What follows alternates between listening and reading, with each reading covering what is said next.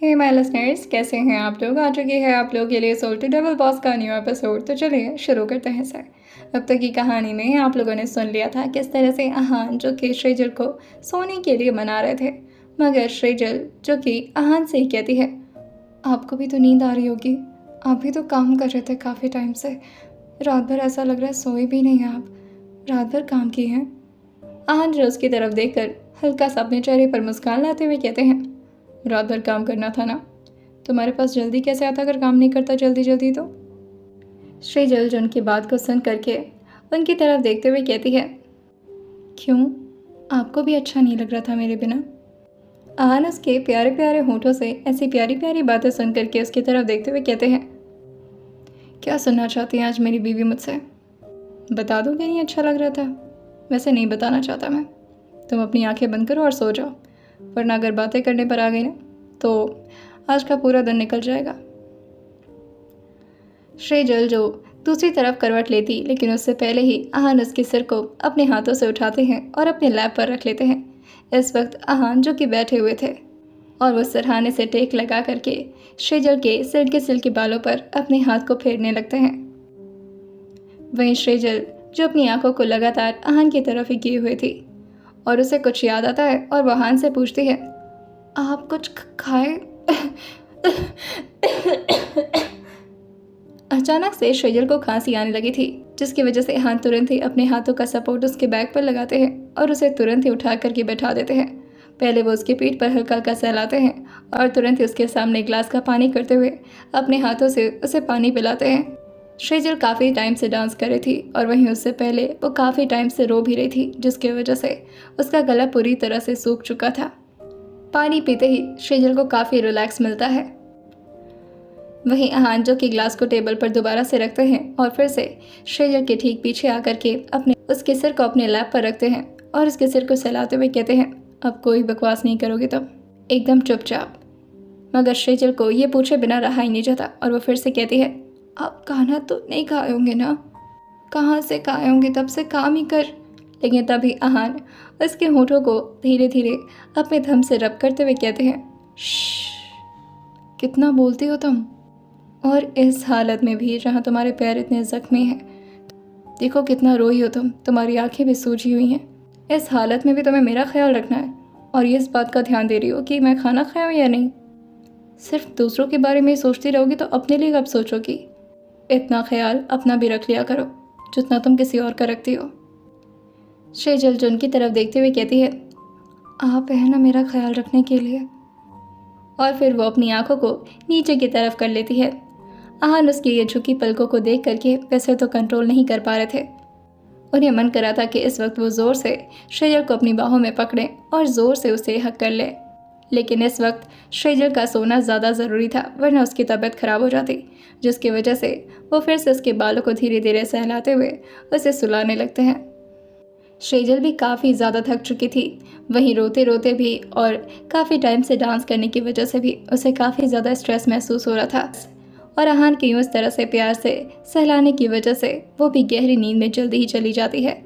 आहान को जैसे ये महसूस होता है कि श्रीजल अब काफ़ी हद तक गहरी नींद में जा चुकी है, आहान उसके सिर को धीरे से उठाते हैं और उसके सिर के नीचे पिलो रख देते हैं। आहान जो लगातार श्रीजल के प्यारे प्यारे सॉफ्ट गालों को अपने फिंगर टिप से सहला रहे थे। अभी तक जहाँ आहान की आंखों में चमक थी श्रीजल को देख करके, वहीं अचानक से आहान की आंखें सख्त हो जाती हैं जब उन्हें याद आता है श्रीजल का वो उस तरह से रोना, जब वो आहान के कॉलर को ज़ोर से पकड़ करके उनकी बाहों में छुप करके कहती है, क्या जो भी चाहेगा मेरे साथ कुछ भी कर लेगा और मैं कुछ भी नहीं कर पाऊंगी, क्या मैं इतनी बेबस हूँ। आहान उसके चेहरे की तरफ झुकते हुए कहते हैं, नहीं, तुम बिल्कुल कमज़ोर नहीं हो, ना ही तुम बेबस हो। हाँ, बस तुम्हें अपनी स्ट्रेंथ पता नहीं है, लेकिन आज मैं तुम्हें उसका एक छोटा सा डेमो ज़रूर दूंगा। तुम्हें अपने लिए स्टैंड खुद लेना होगा श्रीजल। ये दुनिया इतनी प्यारी नहीं है जितना तुम हो। अगर सबको इतना प्यार से ट्रीट करोगी तो ये दुनिया तुम्हें खा जाएगी। तुम्हें बेहद स्ट्रांग बनना है। तुम आहान खुराना की बीवी हो और आज जो भी करोगी तुम खुद करोगी। मैं चाहता हूँ जो तुम्हें हर्ट करे तुम खुद उसे अपने हाथों से हर्ट करो, और तुम्हें संभालने के लिए पीछे तो मैं हमेशा खड़ा हूँ। और ये बोल करके वो उसके फोरहेड की तरफ अपने चेहरे को झुकाते हैं और धीरे से अपने होठों को उसके फोरहेड पर रख देते हैं। अपनी आंखों को वो जोर से बंद करते हुए सेजल को काफ़ी गहराई से महसूस कर रहे थे, उसकी ये खूबसूरत नेचुरल फ्रेग्रेंस, वहीं उसकी मासूमियत भरी बातें और जिस तरह से वो अहान के कब्जे में खुद को इतना सेफ महसूस करती थी, सब कुछ अहान को बहुत ही अच्छा लग रहा था। और इस बारे में सोच करके उनके चेहरे पर फिर से एक स्माइल तैर जाती है। अहान के करवट लेते ही सेजल तुरंत ही थोड़ा थोड़ा सिकुड़ने लगती है, जैसे इस वक्त उसे ठंड लग रही हो। अहान जो कि एक पतला सा कंफर्ट लेते हैं और वो उसके ऊपर डाल देते हैं।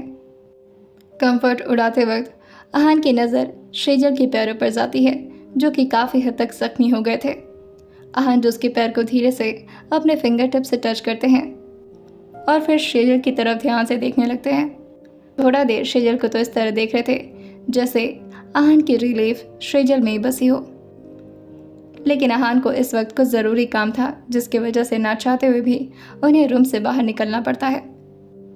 वो रूम से बाहर निकलते हैं और अपने फ़ोन को अपने हाथ में लेकर किसी से बात करना शुरू करते हैं। जैसे ही अहान ने किसी को फ़ोन मिलाया था, दूसरी तरफ से कॉल तुरंत ही पिक हो जाता है और एक कड़क आवाज़ आती है, hello, good morning sir.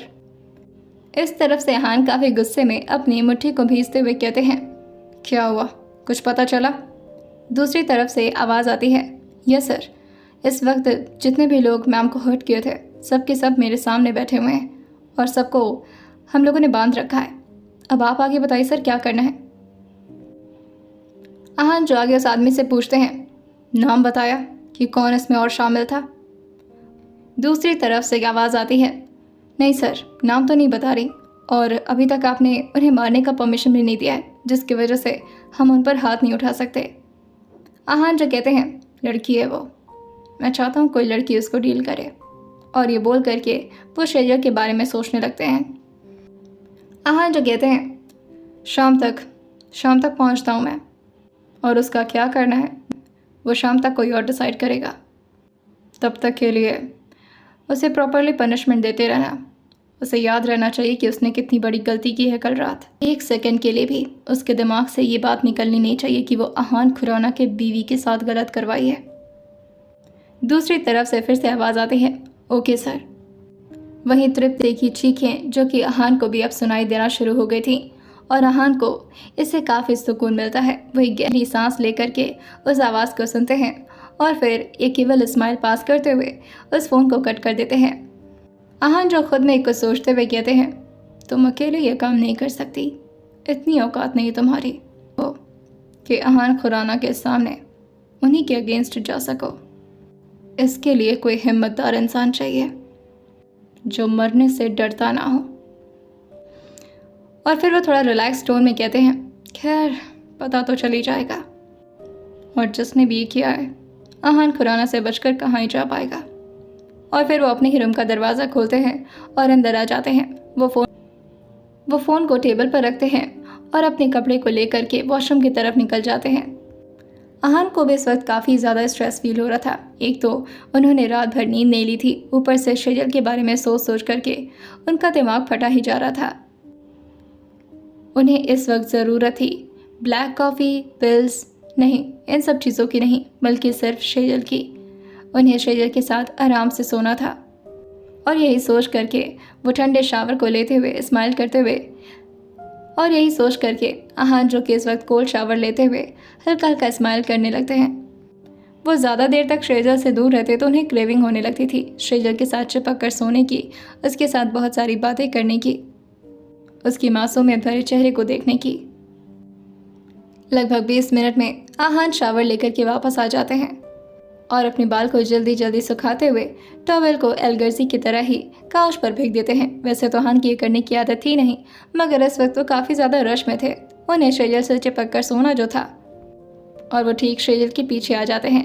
Sejal ने इस वक्त दूसरी तरफ करवट किया हुआ था। वहीं अहान जो कि एक हाथ को सेजल की कमर पर रखते हैं और एक ही झटके में उसे किसी सामान की तरह अपनी तरफ खींच लेते हैं और इतना करीब खींचते हैं कि अहान के चेस्ट जो कि सेजल की पीठ से अब पूरी तरह से टच होने लगे थे। झटके से खींचने की वजह से सेजल की भी नींद हल्की सी डिस्टर्ब हो गई थी, मगर आहान जो कि एक हाथ को फिर से शेजर के सर पर रखते हुए उसे धीरे से सहलाते हुए कहते हैं, सो जाओ, कुछ नहीं हुआ है। धीरे धीरे अभी शेजर की आंखें खुलती, लेकिन फिर से आहान के सहलाने की वजह से वो फिर से सो जाती है। वहीं आहान भी उसके सीने के पास आकर के दुबक के सो गए थे। अभी आहान को शेजर के साथ सुकून भरी नींद लेते हुए 2 मिनट भी नहीं हुए थे, उससे पहले ही आहान के फ़ोन पर बजिंग होना शुरू हो जाती है। पहले तो आहान उससे इरिटेट होते हैं और फिर शेजर से दूर होकर के टेबल से अपना फ़ोन उठाते हैं। पहले वो उस फ़ोन को कट करने वाले थे, लेकिन जैसे ही वो फ़ोन के स्क्रीन पर देखते हैं तो ये यशवीर का कॉल था, जिस वजह से वो तुरंत ही फ़ोन को रिसीव कर लेते हैं। दूसरी तरफ से यशवीर जो कि आहान से कहता है, हेलो सर। वहीं इस तरफ से आहान जो कि थोड़ा स्लीपी वॉइस में कहते हैं, बोलो। और फिर से आकर के वो शेजर के पास चिपक जाते हैं। वही यशवीर जो आहान से कहता है, सर वो आज रात की जो डील हुई थी, कल शाम वाली सिंगापुर की डील, सर वो डील की वजह से। आहान जो कहते हैं, क्या हुआ उस डील की वजह से? यशवीर जो कहता है, सर अभी अभी मैंने मैगजीन्स देखा है जिसमें बहुत सारे कंपनीज का जिक्र है। आज सुबह की ही मैगजीन है सर ये। सर जिस रोबोट की डील आप करने गए थे, जिसके कॉस्ट आपने $57 मिलियन बताया था, और आप फिर उसके लिए $40 मिलियन में ही एग्री कर गए, उसी के बारे में कुछ न्यूज़ है सर। और इवन इतनी जल्दी आपके सिर्फ एक डील की वजह से आपके नाम को, जो कि अभी तक एशिया के टॉप कंपनीज के नाम पर था, आपको भी सेकंड नंबर पर कर दिया गया सर। फर्स्ट नंबर पे स्टीफन आ चुका है, स्टीफन की कंपनी। अभी तक आहान की नींद थोड़ी बहुत, अभी तक तो वो काफ़ी रिलैक्स मोड में यशवीर की सारी बातें सुन रहे थे, क्योंकि उन्हें इन सारी बातों से कोई लेना देना नहीं था कि उनकी कितने मिलियंस डॉलर का नुकसान हो गया, या फिर उनका नाम सेकंड पर आ गया या थर्ड पर आ गया। लेकिन जैसे ही आहान स्टीफन का नाम सुनते हैं, वो एकदम से शेजर के कमर से अपने हाथ को हटाते हैं और शेजर से दूर जाकर के बेड से खड़े हो जाते हैं और यशवीर से कहते हैं, कहाँ हो इस वक्त तुम? उनकी नींद पूरी तरह से अब गायब हो चुकी थी। वह यशवीर जो बताता है, सर मैं तो आपके मेंशन में ही हूँ, आपके डैड के साथ वॉक करने गया था, फिर वहाँ से हम लोग वापस आ गए। वापस आते वक्त ही ये मैगजीन मुझे मिला है, मैंने सोचा इस बारे में क्यों ना आपसे बात कर लूँ। आहान जो तुरंत ही अपने फुटवेयर को पहनते हैं और नीचे की तरफ थोड़े रश में आ जाते हैं। इस वक्त यशवीर जो कि काउच पर ही आराम से बैठा हुआ था, आहान को आता देख करके वो तुरंत ही अपनी जगह से खड़ा हो जाता है। आहान तुरंत ही उसके सामने अपना हाथ फैलाते हुए कहते हैं, मैगजीन्स दो। इस वक्त यशवीर ने कई मैगजीन्स को अपने सामने रखा हुआ था, जिसमें से यशवीर एक एक करके आहान को सारे मैगजीन्स दिखाने लगता है और आहान के भाव एकदम से सिकुड़ जाती हैं। वो ठीक स्टीफन के फोटोज़ को इस वक्त ध्यान से देख रहे थे, जो कि फिर से अब एशिया में रोबोटिक कंपनी के मामले में टॉप पर आ चुका था। आहान जैसे ही उसको देखते हैं, वो ज़ोर से अपनी मुट्ठी बना करके उस मैगजीन्स को पूरी तरह से अपनी मुट्ठी में ही कस लेते हैं और अपने दांत को पीसते हुए कहते हैं, तृप्ति बताए ना बताए, ज़रूर ये इसी का काम होगा। अगर उसने सिर्फ मुझे गिराने के लिए मेरे बारे में ये सारे न्यूज़ छपवाए हैं तो it's fine, it's very okay, मुझे कोई फ़र्क नहीं पड़ता। लेकिन अगर कल रात जो भी कुछ उसकी वजह वो है, तो वो बहुत बुरी मौत मरने वाला है। मेरे साथ कंपटीशन कर रहा था, तब तक मुझे कोई प्रॉब्लम नहीं थी, लेकिन मेरी बीवी के साथ मजाक करने की गलती करके उसने खुद के लिए बहुत बड़ी रिस्क ले ली है। यशवीर जो इस वक्त उनके सामने ही खड़ा था और वो आहान से पूछता है, तो सर आगे क्या करना है? आहान जो थोड़ा रिलैक्स होकर के काउच पर आराम से लीन होते हैं और एक पैर को दूसरे पैर पर चढ़ाते हुए अपने दोनों हाथ को अपने सिर के पीछे रखते हुए कहते हैं, करना क्या है, ढूंढ कर निकालो उसे जहाँ भी छुपा है और तृप्ति के ठीक बगल में बैठा उसे, शाम को मिलते हैं हम दोनों उससे। यशवीर जो आहान की बात सुन करके कहता है, सर दोनों मतलब आप और मैं? आहान जो अपनी आंखें खोलकर यशवीर को देखते हैं और फिर अपने हाथों को अपने चेस्ट पर ले आकर के फोल्ड करते हुए कहते हैं, तुम क्यों? तुम मेरी प्रिंसेस हो या मेरी बीवी हो? तुम्हारे साथ कल बदतमीजी हुई है? यशवीर जो तुरंत ही अपने सिर को ना हिलाते हुए कहता है, नहीं सर, मेरे साथ कौन बदतमीजी करेगा, और भला मैं आपकी प्रिंसेस कैसे बन सकता हूँ सर? आहान जो से कहते हैं, तो फिर ऑब्वियसली मेरी श्रेय जल जाएगी मेरे साथ। यशवीर जैसे ही सुनता है, वो आहान की बातों पर एकदम से चौंक उठता है और वो आहान से कहता है, सर श्रेजल मैम? इस वक्त यशवीर को अपने कानों पर भरोसा ही नहीं हुआ था कि श्रेजल वहाँ पर जाकर क्या करेगी, जो कितनी मासूम और इतनी भोली लड़की है। आज अपने सिर को हाँ मिलाते हुए कहते हैं, हाँ वही जाएगी। तुम्हें कोई दिक्कत है? यशवीर जब कहता है, सॉरी सर, मुझे बोलना तो नहीं चाहिए, पर मुझे थोड़ी चिंता हो रही है उनकी। मतलब वो बेचारी कहाँ ऐसे लोगों के सामने जा कर के, और फिर जो भी कुछ कल उनके साथ हुआ है उसके बाद तो वो और ज़्यादा ट्रॉमा में होंगी, और इन सारे मामलों के बाद फिर उन्हें यहाँ पर ले जाना इतने खतरनाक लोगों के सामने मुझे ठीक नहीं लगता।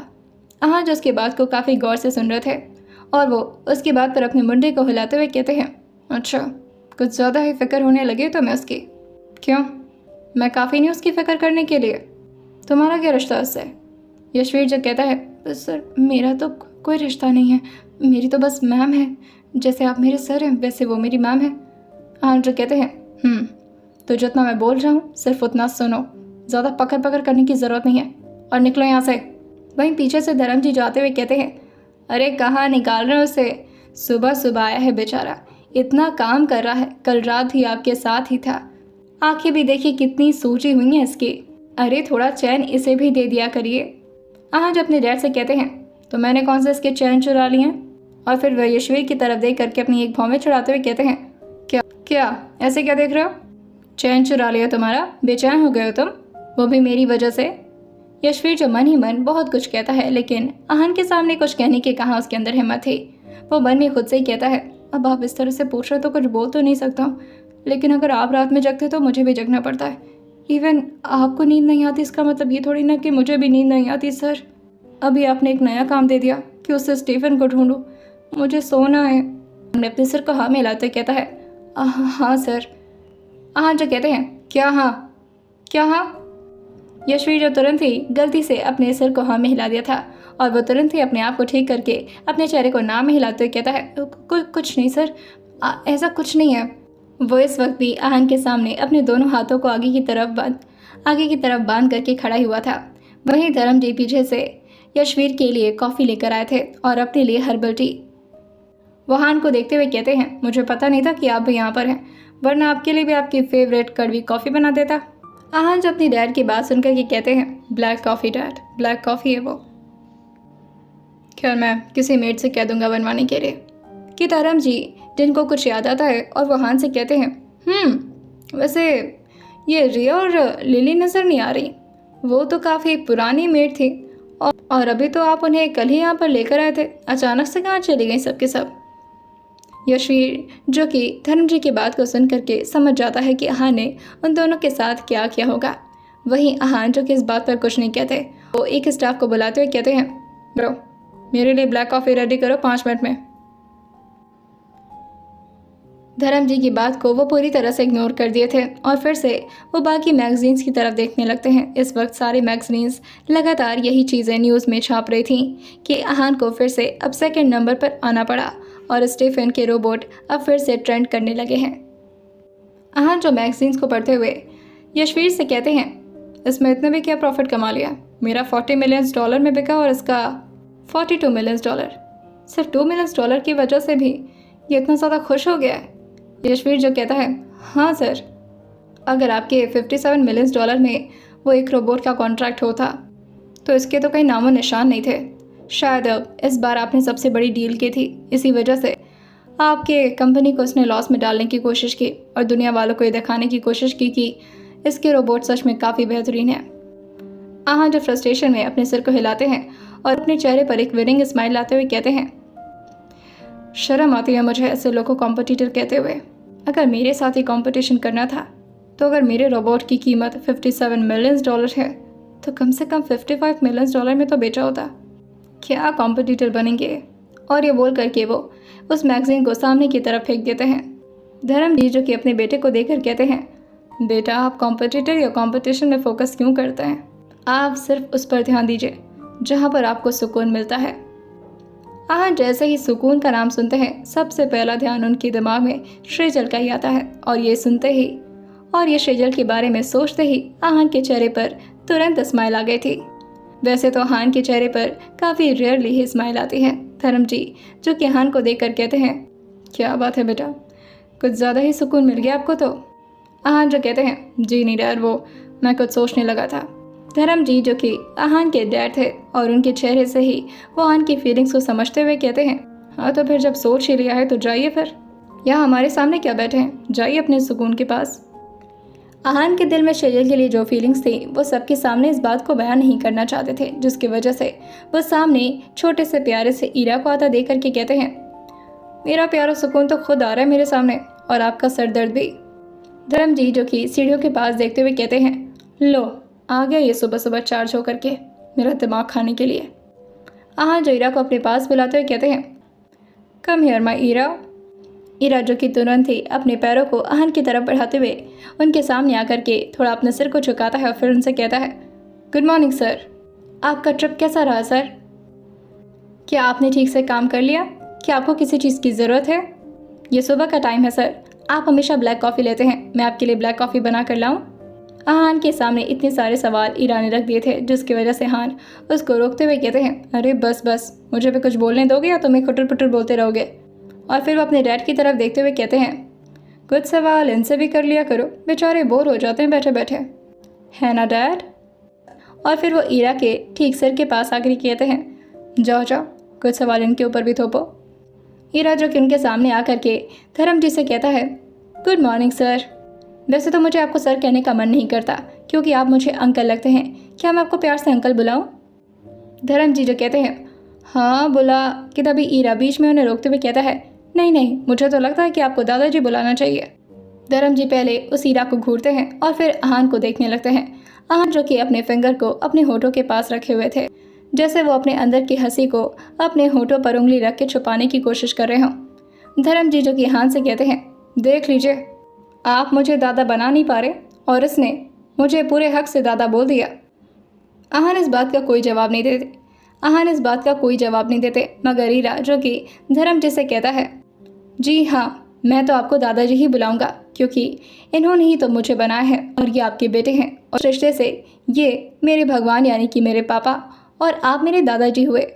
धर्मजीत, यशवीर दोनों लोग मिलकर के हंसने लगते हैं। वहीं आहान जो कि ईरा को घूरते हुए कहते हैं, जा करके बाहर के स्टाफ की मदद करो, वैसे भी होली आ रही है, क्लीनिंग में तुम्हारी हेल्प लगेगी सबको, इतने सारे लोग मिलकर भी अकेले इतने बड़े गार्डन्स को साफ नहीं कर पाएंगे, जाओ जल्दी जल्दी हेल्प कराओ उन सबकी। वहीं धर्मजीत जो कहते हैं, क्यों, क्या हुआ बेटा? आप तो ईरा के पापा भी बन गए हैं, ये बात तो हमें पता ही नहीं चली। आहान जो ईरा की तरफ देखते हुए कहते हैं, कुछ भी बोलता ही है, बेवकूफ़ है थोड़ा सा। धर्मजीत जो कहते हैं, बताओ जी, अब रोबोट भी बेवकूफ़ होने लगे, अगर ये बेवकूफ़ ही हैं तो फिर उनका काम ही क्या? आहान जो कि इस वक्त ईरा के उस बहादुरी के बारे में सोच रहे थे जो कि उसने कल दिखाया था। पार्थिक, रिया और लिली के ना ले जाने के बावजूद ही जिस तरह से ईरा उनके गाड़ी के अंदर छुप करके गया था, इसका मतलब यही था कि ईरा ने पहले से ही प्रेडिक्ट कर लिया था कि शेजर के साथ कुछ गलत होने वाला है। और जिस तरह से ईरा ने शेजर की हेल्प की थी, यानी कि आहान की जान की रक्षा की थी, भला इस वक्त तो ईरा उनका फेवरेट बन ही चुका था और वो उसकी हर गलती को माफ़ कर देना चाहते थे। आइए जानते हैं आने वाले एपिसोड में क्या होगा और क्या सच में आहान शेजर के हाथों ही आज कुछ बड़ा कांड करवाएंगे। आइए जानते हैं इसे आने वाले एपिसोड में, और सुनते रहे सोल टू डेवल बॉस सिर्फ और सिर्फ स्टोरी विद सौम्या के साथ।